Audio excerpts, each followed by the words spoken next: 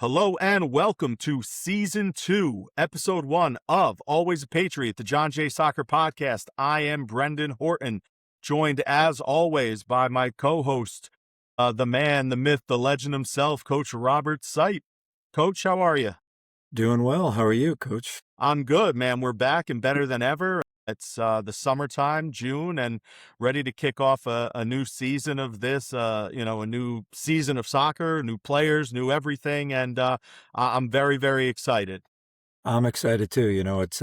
It's summer vacation, right? School's over for the both of us, and we've had some soccer games with the Lakeland League and the Ossining League, and this World Cup has been freaking fantastic, right? I mean, I've Yeah. really, really enjoyed watching these games. It's been awesome.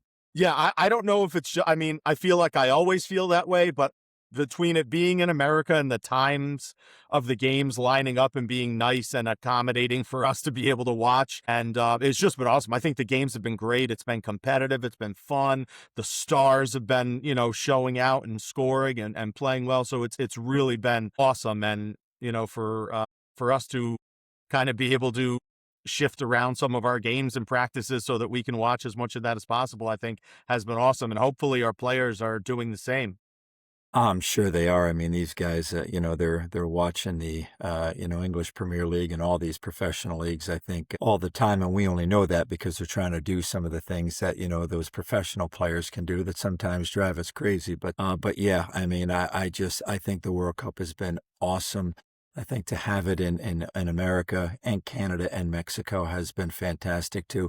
A little disappointed in the results of the CONCACAF teams because Canada and Mexico are the only three teams to advance to the round of 32. You always want to see those teams do a little bit better so that we can get more bids in the next World Cup. But I think really probably for the first time ever that this U.S. team is considered to be one of the teams that not as a favorite by any stretch to win the World Cup, but is at least in it, and we were able to win our group convincingly. We play, basically all of our subs and still almost win that third game against Turkey, right? It's no longer Turkey, it's Turkey. I did some research on that.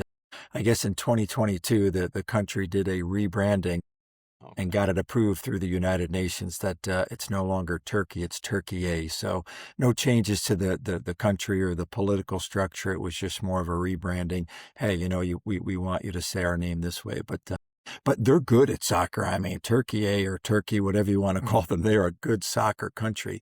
And for us to almost be able to win that game, with all of our top guys on the bench, I thought has been fantastic. Yeah, it was, really, really fun watching that game, even, that we had locked up the group and everything like that. It's been exciting and fun to watch them play. They played good open soccer. They've attacked the flanks. We've looked good. We've looked composed in the middle and final thirds, which, is very often not the case watching the United States play. I'm excited. I mean, I can't remember a time where the United States probably ever was favored in a match in the knockout stage of a World Cup, and they're favored against Bosnia coming up on Wednesday. So I'm pumped. I cannot wait. That will be appointment television in the Horton household, as I'm sure in the Seipp household, and hopefully all of them for our players and country. It's awesome. It's also been cool seeing just all of the different cultures coming and mixing it up in the different cities in LA and in Boston and in Philly. My wife has been paying attention to that aspect of it, and she keeps showing me different like viral clips of, the Scots and the Brazilians and all of this. And to her, it's a pretty new phenomenon. And it's just really, really cool seeing a lot of different groups get together and take in American culture and just everyone sort of enjoying themselves. Yeah, I couldn't agree more. And Canada was the first team to play in that round of 32. Really good game. I've really been excited to watch them play. Jesse March, I just think I know he's a bit nuts. I know he's a bit crazy, but I just absolutely love the guy. I love his passion. I love his intensity and, big win by them to advance to the round of 16 and really looking forward, like you say, to that USA game. And if we can, let's talk about that US men's national team for just a bit, because I think Pochettino has done such a good job with us, if nothing else in my mind. And Coach, I go all the way back to 1990 and us qualifying for that World Cup in Bob '89. And Gansler. I tell that story, I know. So I have been following this men's national team, really since the late '80s, and I just feel like for the first time in our history with the U.S. men's national team, we have a coach that believes in the American player, and not that Bob Gansler didn't believe, and not that the coaches that came after them, Berhalter and Bruce Arena, certainly, but I feel like for the first time, we've got a coach that really, puts us on our front foot and really tries to attack and tries to go after it. I feel like every U.S. men's national team prior to this one has been so defensive oriented, and let's just defend, and we've got good goalkeepers, and let's see if we can hang in and get the game to the 90th minute, and maybe we'll win the game in a counterattack. But not this team. This team is going for it. This team is giving it to Pulisic and saying, go, attack, try to get back in behind the defense. And I love it. And that's the American way, right? That's the American spirit. So I just am so happy with the job that he's done. I mean, I definitely agree with you. I don't know that I would have said that 3 weeks ago.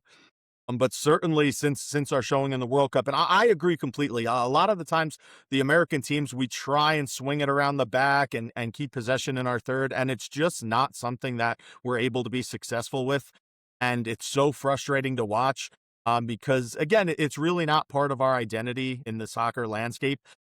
And you see when we try and do it, even in there's glimpses like in the second half against Australia, we try and play that little bit. It's not ingrained in us. It really Yeah. isn't. It feels like you're fighting uphill when they're trying to do that. Whereas when we play a little bit more direct and try and isolate guys 1v1 and use some of our speed and our talent, we're able to make things happen. And I think that even when it's not the, you know, most beautiful version of the game, it's not, the early 2000s Brazilians, it's fun to watch. It's exciting.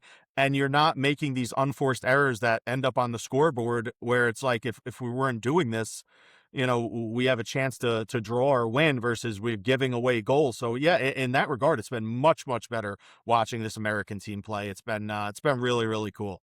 Yeah, and I've got to be honest, I really feel the same way with Canada. I feel like Jesse March came in, and for the first time ever in the Canadian national team history, they've got a coach that believes in the Canadian player too. And again, they are not, sunk in defensively. They are not just, doing the old rope-a-dope like they have done in years past. I mean, not that they've been to too many World Cups, but I just feel like he's got that same approach of, hey, let's go for it. We've got good players, and they really, I mean, I've really been impressed with, and you and I are coaches, so I mean, we're probably paying attention a heck of a lot more to the coaching in the World Cup than anybody else is. Certainly our players. I mean, everybody's focused on, the Pulisics and the Messis and the Ronaldos and the Haalands of the tournament, and Mbappe, he's unbelievable.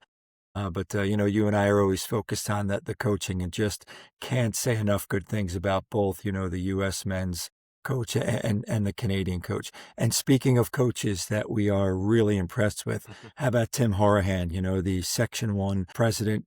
He had his, what is it called? The Hudson Valley Soccer Camp? Hudson Valley ID Soccer Camp. Yeah, yeah.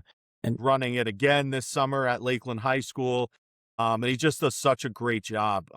I had encouraged a lot of our players to sign up. I think we have Jacob Matthew attending. We may have another player or two, but I know Jacob has signed up. And just what a phenomenal job he does right here, in the Hudson Valley, right, at a field where we play our summer league games at, where I work. He's just, an unbelievable coach and an unbelievable, advocate for Section 1 soccer.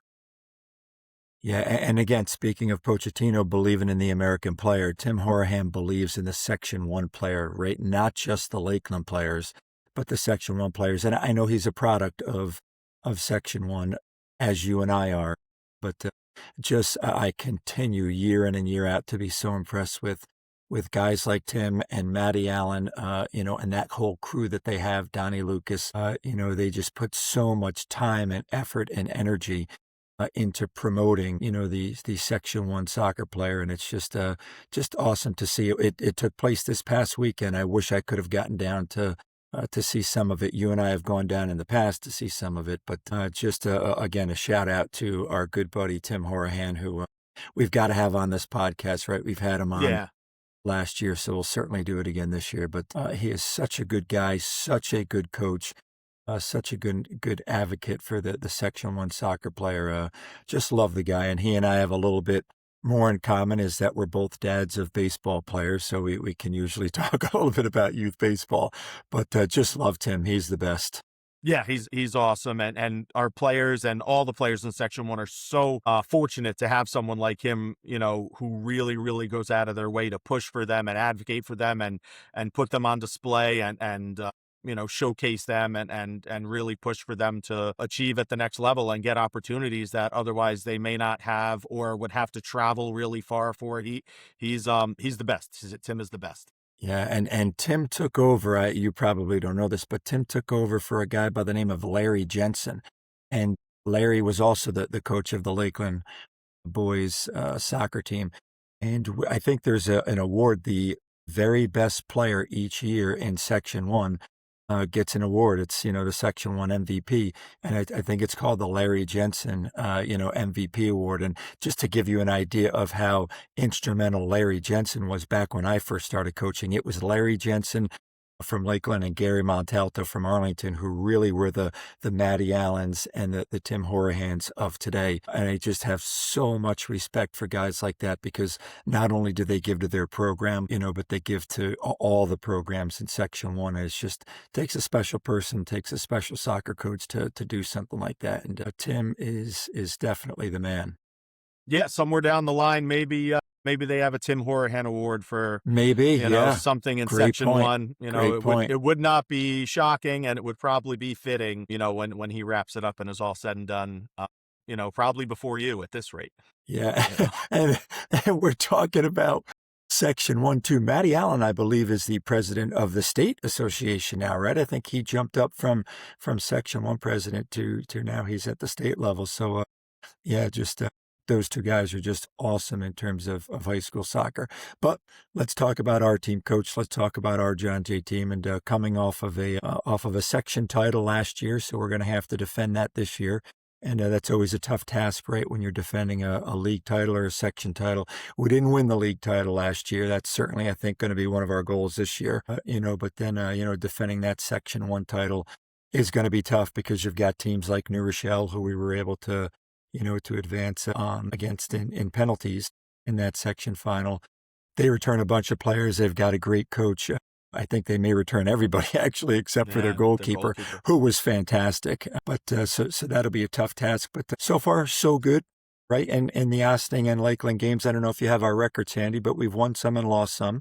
Yeah, I don't know off the top of my head. I want to say maybe two wins or 3 wins, 2 ties and a loss, something like that. We played probably 6 games, and I view, this whole summer, and you do as well, as a big learning experience for us, for the players, right? We get to see, we see the players over the winter, I should say, and then they go and do everything with their clubs all spring. And this is the first time we get to see them really under our, wings on a big field out playing. And we kind of see how guys have progressed, and we have new players who are not used to the things we ask for, the things we prioritize, the way we like to play. So it's just a matter of seeing at this point who can do it, who's kind of further along, who's progressed from last year.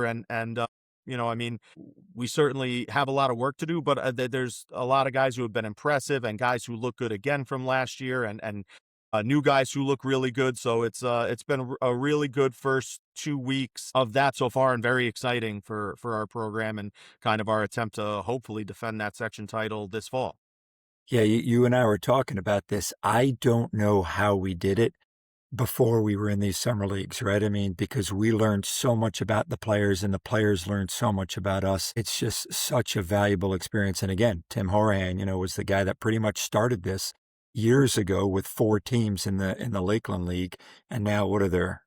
There's got to be 18 teams. I think. 16 or 18, teams. yeah. Yeah. But it's just for us so valuable as coaches just to see these players and for the players to get a feel for, our style of play and our formation that we're thinking about using this year and the roles that they may be in. I think you were saying it. I mean, we used to do it with a couple of scrimmages and then we were right into games and we were sort of, just patching it together throughout the course of the season, where now I feel like we're patching it together now in the first 5, 8 games of the summer league. Really, when we get to the playoffs, we really have a much better, understanding of our players and who can do what. And they have a much better understanding of what we're looking for. So it's just so valuable to be a part of these 2 summer leagues. Yeah, we were saying it. Our first game was June 14th against Carmel at Lakeland, and you and I on the sideline were having discussion about, wow, it's good to see this now because otherwise we wouldn't have figured this out till August 29th, right? Yeah, Like it's like we have yeah, 2 months to sort this out. And it's like before that, it's you're figuring it out 3 days before your first game and right. trying to really throw some stuff against a wall and see what sticks. But to be able to sort those things out and then have another opportunity to address it and then play more and see and try different things and try players at different roles and different places and see how they respond to coaching and direction without it being a high stakes environment of the fall season is just it's so invaluable. It's really really great and it's such a huge tool in terms of our success and us being able to, like you said, hit the ground running when the season starts in the fall. Yeah, just to give you an idea, last year, Lucas Reverso was a kid that he was on the JV team the year prior, right? So he's with us in the summer league. And you and I were thinking, I don't know, maybe he'll come off the bench first. Maybe he'll get some playing time. He was one of the best players on our team in the fall. But you and I figured that out late in the summer, right? We were like I think it was an Ossining playoff game where the light bulb went off on my head. And I was like, why the hell is Lucas Reverso on the bench right now? We got to get this kid in the game, and we put him in the game, and he just played so well. And this year, I'm going to be honest with you. I know it's early on. Aaron Weinberg, for me, is now fitting that same role that Lucas Reverso did. I mean, Aaron was on the JV team last year. Never thought that he would be a really important player for us this year coming up as a sophomore. Didn't even really know if he would make the team. I got to tell you, 6 games into it, if I had to start today, he would start for me as an outside mid. That is how impressed I am with his fitness. We play him out wide, right? And that's the other thing. I feel like we were thinking about playing him in the middle of the field, or at least I was. I don't know if you and I even had these conversations, but his fitness out wide, I mean, he can get up and down the flank, and that's what we like those outside players to do. He defends first. He's a very skillful, talented kid on the ball, but he defends first. That's what we like those kids to do. And then when he gets the opportunity to attack, he goes forward. He's able to dribble past guys out in the flank and use that space that's out there, to really get back in behind the defensive line and either whip crosses in or dribble into the box. Just so impressed, with him so far this summer season. And you talk about coaching. I mean, I don't know if he just does that stuff naturally or if he's listened to what we're looking for and has executed it to perfection at this point. So again, I say this, and maybe I shouldn't say this, maybe I shouldn't, because sometimes people say, oh, tryouts haven't started yet, and tryouts haven't started and we haven't selected our team. I'm just telling you with this summer league how impressed I am with some kids, and Aaron Weinberg is at the top of that list for me. Yeah, I think it's undeniable that he's been very impressive, the most impressive player who was not on our varsity team last year, I think for sure. But he's taken that spot out wide. I'm not sure where he plays in his club team or anything like that, but for how we play and where we play guys, that outside role for him has been great because he can play box to box, end line to end line. He can attack the flank. He gets all the way back, tracks his players.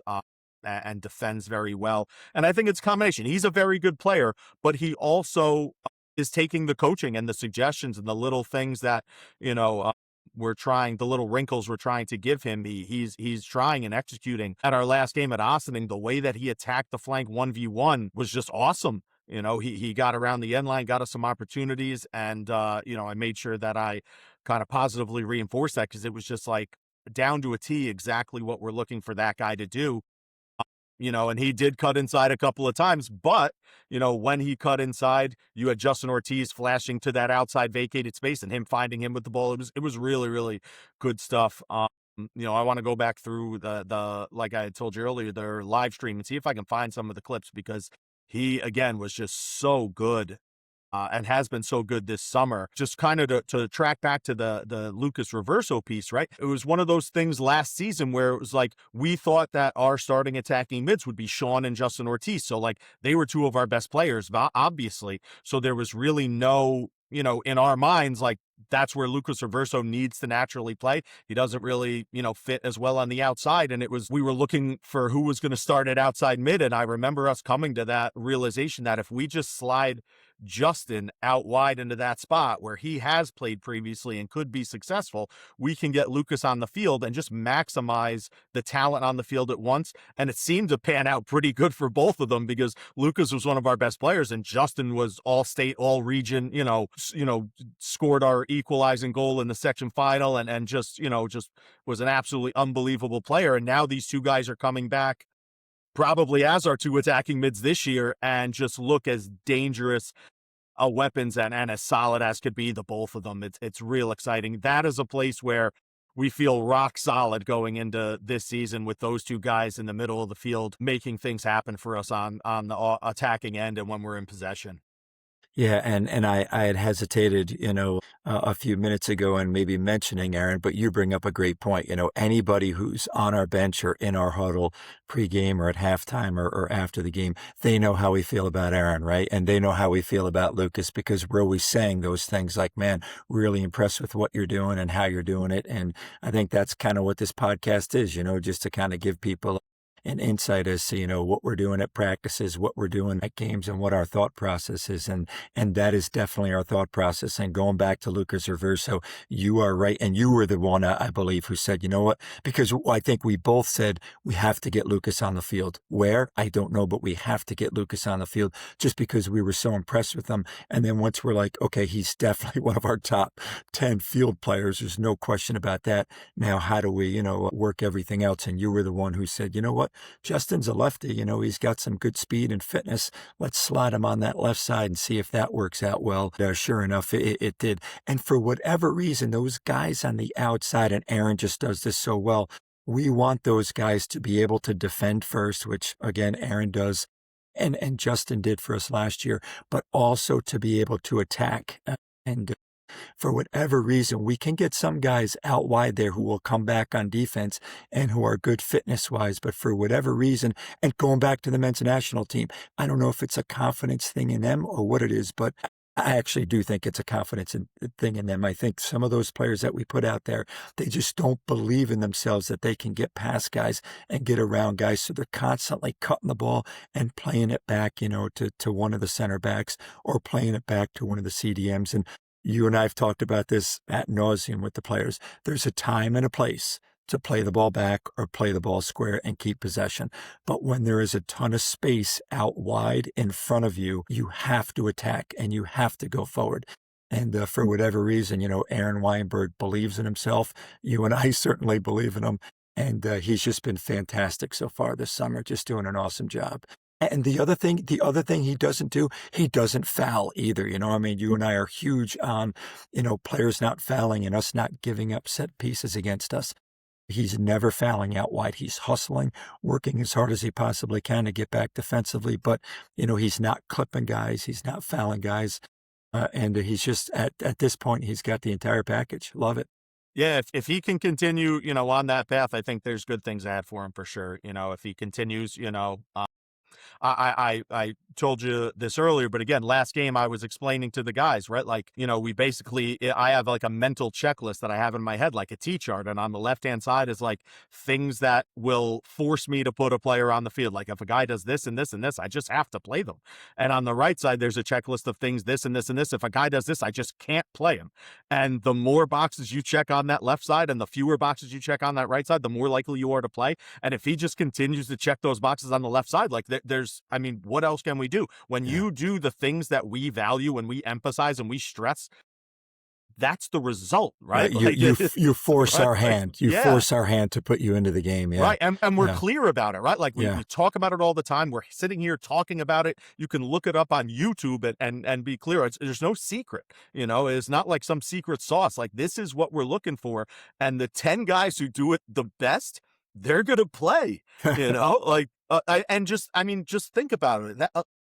And maybe your club coach asks you to do something different. That's okay, sure. but this is what we want, and this is what we value, and this is what we emphasize. And the guys who do that are the ones who we obviously think are the best players and give us the best opportunity to win, Yeah. you know? And unfortunately, the summer hasn't been all positive because I know you weren't at the game at Lakeland when we played against Ossining. That was sort of interesting, right? We're in this Ossining Summer League.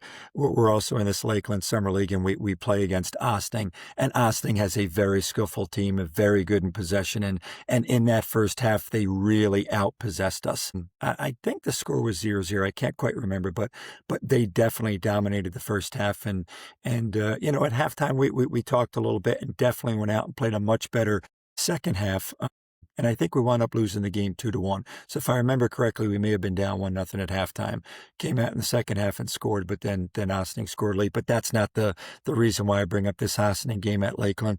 It was the referees. We had our players really barking at the referees and getting on the referees for some of the calls that they made. And again, an opportunity for us to let players know that does not fly with us in any way, shape, or form. And I think I made it clear to the players, after the game that you do something like that, you'll be doing it from the bench. And if you do it from the bench, you'll be off our bench. I mean, we don't question the referees. We just let the referees referee. The players have to allow us to coach, and the players' jobs are to play. But again, invaluable experience for us to go through some adversity in a summer league game, lose it, blame the refs for that loss, and then for us as coaches to say, "Listen, not here, not when you've got John Jay Soccer, on your jersey." And like you say, what happens with your club team and what your club coach, encourages you to do is totally fine with us. We're not saying that we're right and that your club team coach is wrong, but there are some non-negotiables that we have, and one of them is that we don't commit stupid, silly fouls, and we do not question the referees. We just play soccer and we let those referees referee, and it definitely didn't take place in that Ossining game at Lakeland.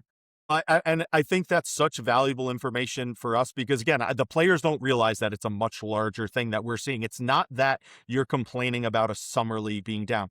It's that now I know that in your character, when the chips are down and stacked against you, you fold and you can't handle that kind of pressure.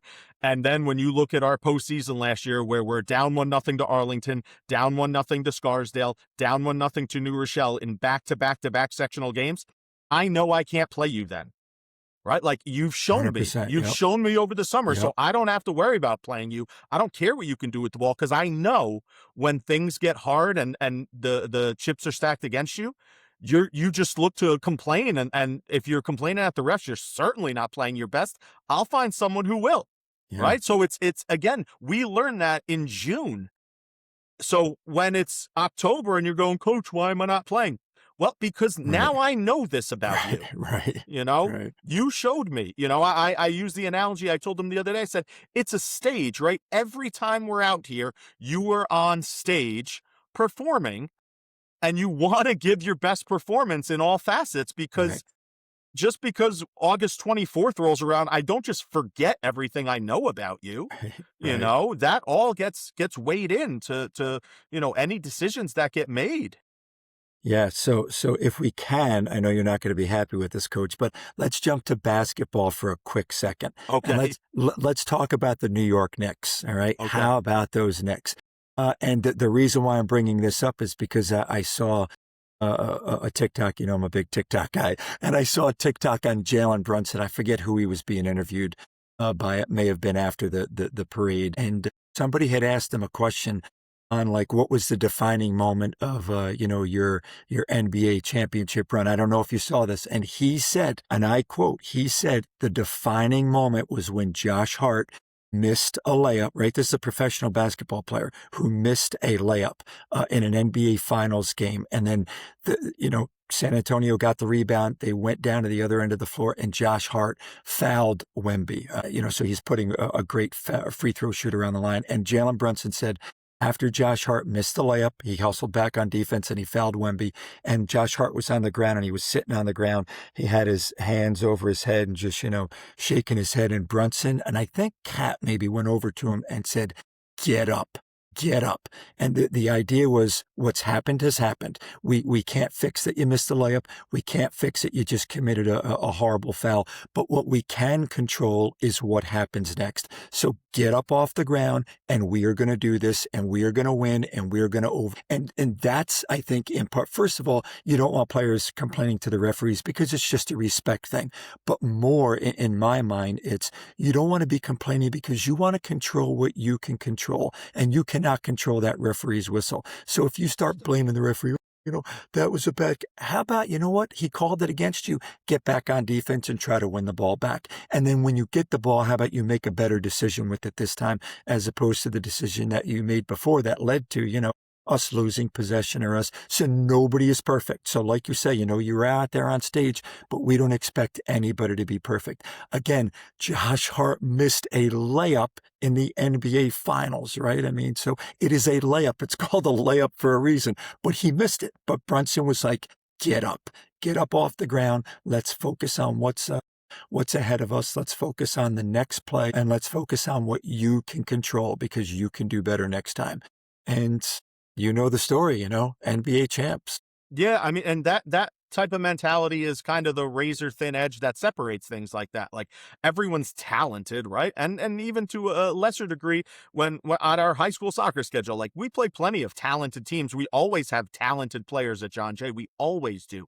But the mentality is the thing that really separates teams from our teams from success and not. We've talked about, we've had teams with more talent than we had last year who had, 500 seasons, because there's just a poor mentality. And last year we had this fantastic, uplifting, positive, gritty mentality where it was next man up when things happened. It was, our heads did not hang when we went down a goal, and we fought through adversity, and just, to be able to capture that and hopefully, keep it with a whole new group of guys, or half new guys, or what have you, is just so essential and critical.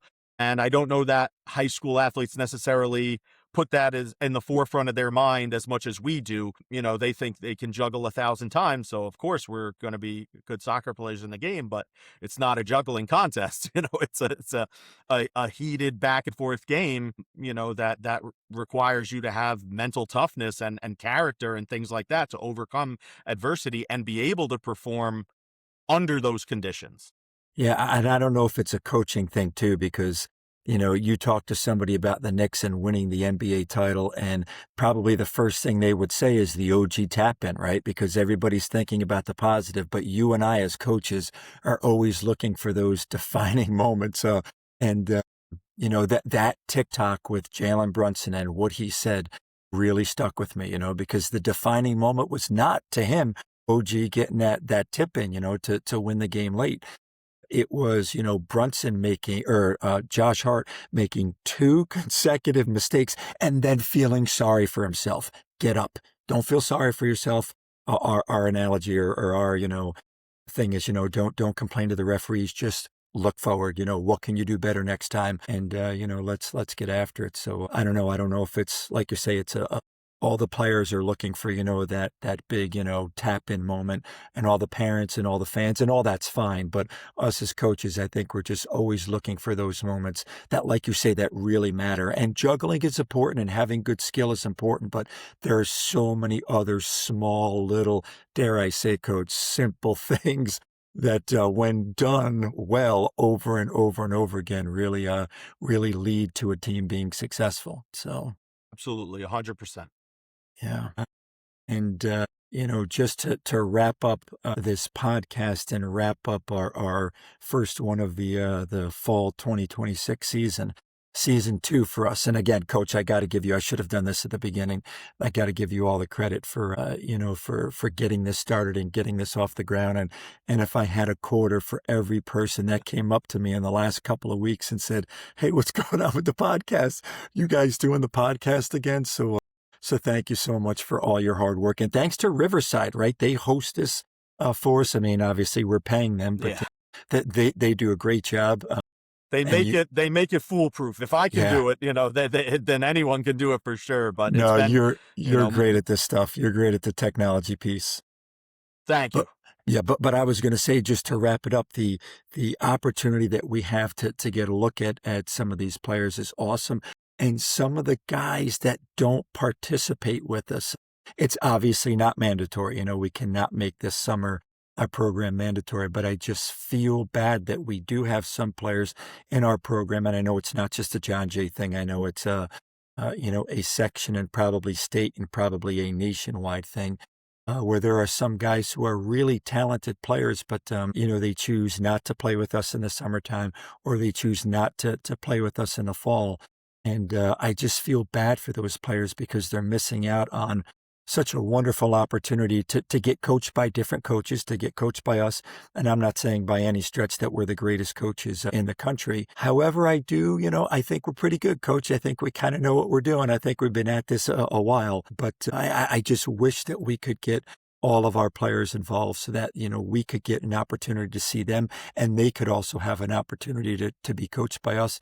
And more importantly, in my mind, in the end, being a high school teacher, it's just about hanging out with your buddies and having fun. And for whatever reason, some players and some parents think, you know what, I got to throw money at, some private coach, who can train my son, who, may give him a better opportunity to play at the next level. You said it yourself. It's not so much about just the individual skills that you can do. And we certainly train that, right? I mean, we certainly work with our players on juggling the ball and individual, skills and individual things that they can get better at. I mean, we write our players evaluations how many times each year? I mean, we write it at the end of the summer. We write it when we select them, for the team. We write it at the end of the season. So not only are we giving them that constant feedback as coaches on the field each and every day, but we put it down on paper as well. And I just wish that, all the players at John Jay High School who are good soccer players, would choose to come out and would choose to play with us and choose to experience the summer and the fall season with us, because I just think they're missing out.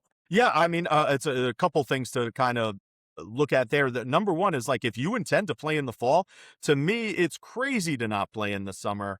I mean, listen, people have scheduling issues or things like that, but to choose not to, be able to get a head start or a jump start on understanding the things that we value, I think just sets you back, right? Unnecessarily, so just for no other reason, in the sense that the guys who were there all summer listening and taking it in are, of course, getting a leg up on anyone who's not, just from the sense that they know already what we're looking for. And then they have had already the opportunity to make adjustments and kind of tweak maybe the way they play, or certain little aspects of things to put themselves in a better spot to do that. Secondly, in terms of, I don't know I don't know if people are sold a bill of goods about how they can, make it at a Division I level or what have you. But I mean, we've both coached Division I players. You've coached national team players and professional players. I hope people aren't being taken for a ride is my concern, because again, I when I lived up in Albany, I coached at some of those big for pay clubs, and it's a lot of it is a racket. But I don't know. I hope things are all good and above board, and that guys take the opportunity to, play with us in the fall, because I mean, I don't think we have anybody playing at a level where you're not allowed to. It would be a active choice not to. And I did kind of was talking to some of the guys on the bench of one of our summer league games, and I was saying, like, I said, I know that Coach Seipp is very, very positive and optimistic with you guys. I said, and I know that I am the opposite, and I am the pessimist of us, and I am always barking at you about the stuff that you're bad at and can't do. And I said, but I need you guys to know that it's because I love you and I want you to get better. I said, if all any coach ever told you was what you do really well, I said, you'd probably feel really good about yourself. And maybe that's what you want. I said, but if no one ever told you the stuff that you need to get better at, how would you ever get better? Right. Like, and Yeah. I said, I want to point those things out, not because I'm trying to bring you down, but because I believe you can get better in those areas and become a better player. And like, we've seen it with player after player after player. And again, I'm not the world's greatest coach, but I do think I bring some sort of value to a player in terms of analysis. And again, the things that we ask our players to do are not some crazy niche things like defend hard and not foul and play to feet, like, and have a good technical ability and a strong tactical understanding that you can't overlap a player who's facing you, and not facing up the field. Just simple things like that guys do, you know. So again, I don't know. Maybe there's an aspect of, people like being told that they're fantastic. Maybe there's, the belief that this is the path that's going to get me to the place I want to go. And again, that's not all the be all end all, right? We had Zach Rabati on here last season talking about how moving from his Division I Marist team to Oneonta was the best thing that ever happened to him, So it goes in both directions. You talk to various Division I athletes about what their schedule looks like and how 12 hours of every single day is booked solid and they don't play for 2 or 3 years. That's not something that's for everyone. Yeah. Yeah. So there's just so much to it. And I hope, like you said, that people take the opportunity to play with us and get coached by us because, I do think we have something to offer and provide, even if it's very different from what a club coach or a trainer or anyone else offers or provides, for the positive. I think that we can certainly help in terms of player development, whether that means they end up anywhere. I don't know, but anyone telling you that if you get coached by me, you're going to do this is just, it's just not a realistic promise. You can't make that promise. All of this stuff from the kids, it comes Yeah. from, when you're out there doing 2-3 hours of individual training yourself every day, that's much more valuable than the hour training a couple days a week you may put in with a trainer or your team practice or your club training or whatever, or training with us. It comes down to the individual because those Division I players, first of all, the vast majority of them are not from the United States. Right. All Right. right. Right. You know, uh, and secondly, like, these guys breathe soccer, breathe it. Go back, Kyle Evans, who is now playing with Westchester in their USL team, Westchester Soccer Club, I believe it's called. Yeah. Yeah. He's up for Young Player of the Year, which is awesome. When I was coaching with the Hammers, he was still in high school. And when we would have training with them, he would come and do individual ball work by himself on the side for hours every single time. Just because, Yeah. right? Yeah. Like, I know he played for the Red Bulls Academy and stuff like that, but like, he was doing that. You hear stories of Tyler Adams when their car broke down on the side of the highway, juggling on the shoulder of Right. the road while they Right. waited for a tow truck to come. Right. Like, that's the difference. It's not because you have this coach, this trainer. We could bring in Pochettino to train at John Jay, and there's only so much that he would be able to do. You know. It's true. So, True. Yeah. I just want, I think there's so much value in high school soccer, like you said, and playing with your friends and being with your friends and having these unbelievable memories. I'm still, during the World Cup chatting with the guys that I played with, about the games, and they reach out and ask about John Jay soccer and things like that. That just, some of these guys are still some of my best friends. I graduated 25 years ago. Yep. So, And just to be clear, these guys can do both, right? I mean, yeah. it's not in the summer, we do not ask any player to be there all the time. You and I are not there all the time, because players are going away on vacation and you've got club team, tournaments and stuff like that. So it's not a huge commitment that we're asking. We offer, every week, coach, you send out an availability Google form to the entire team, and hey, tell us if you're available, for this week. And then depending upon who's available, we put rosters together for the different games that we've got. And then we hold practices as well. And, whoever can make it, can make it. So it's not something that, like, It's something extra that we're putting on your plate. Like you say, if you want to be a good player, you got to be trying to do all these little things, juggling on the side of the road when, your car breaks down, getting into the weight room, dare I say, getting on the track and running and becoming a fit player, running winter track, running spring track, running on your own. All these things are so incredibly important that, again, we go back to, the Josh Hart, missing the layup and then fouling a guy and then, hanging his head. Everybody's focused on that OG tap, and it's not always that, Canadian goal yesterday where the guy volleyed the ball into the back of the net. That's awesome, but how did he get to that spot? Well, fitness-wise, I mean, he's able to get up and down the field, that guy, and he's, his ability to hold off players, and that's why he's on the field. So he's big, he's strong, he's fast, he's got the tactical awareness of what's going on. And then, yes, in the end, he's able to strike the ball well with his laces, and that's the highlight that everybody sees.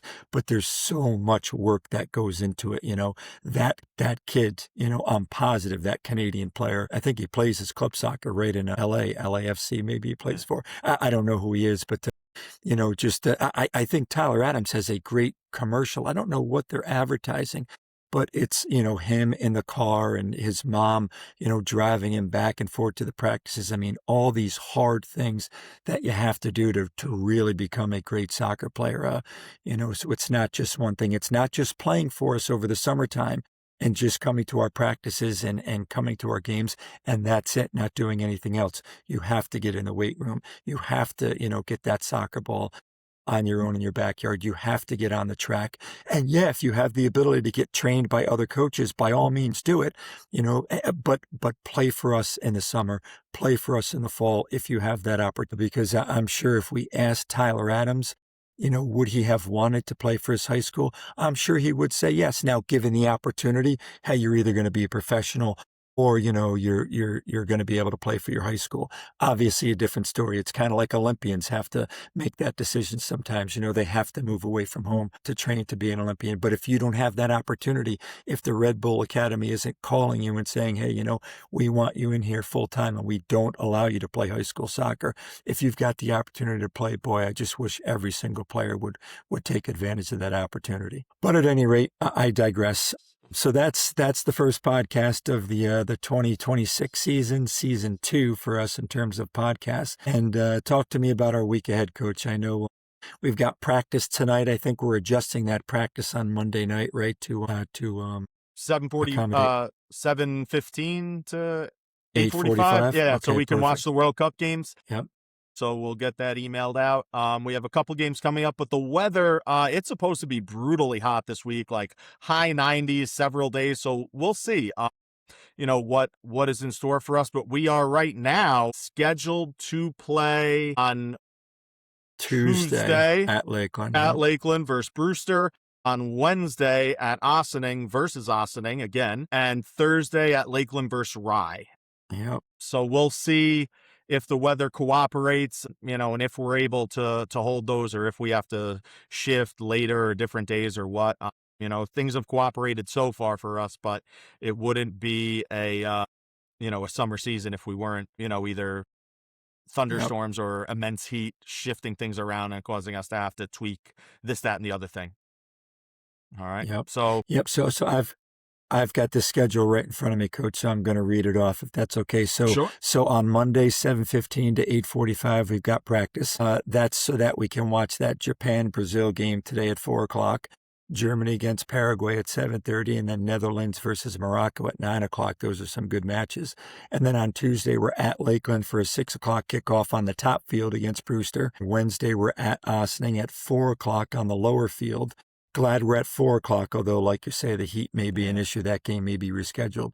Why am I glad that it's at 4 o'clock? Because the U.S. plays at 8 o'clock in that round of 32 game against Bosnia and Herzegovina. Thursday, we're at Lakeland at 5 o'clock against Rye. Again, heat might be an issue.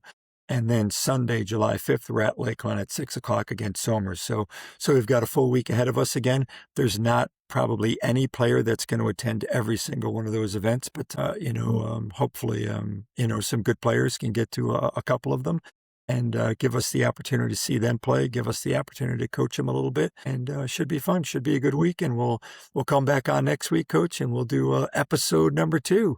Yeah. Season 2, fall 2026. Yeah, man, we're back like we never left. I feel right back in our groove. All Yep, right, love for it, the love it. next, hopefully into November again, just like last year. Yes, All yes, right, that'd be awesome. That'd all be right. awesome. So that does it for season 2, episode 1. We will see everyone next week. Have a wonderful week. Stay cool. All right, Go Coach. USA, go Go USA. USA. Yeah, USA. USA. All right, thanks, Coach. Have a good Take week. care. Bye. Yep.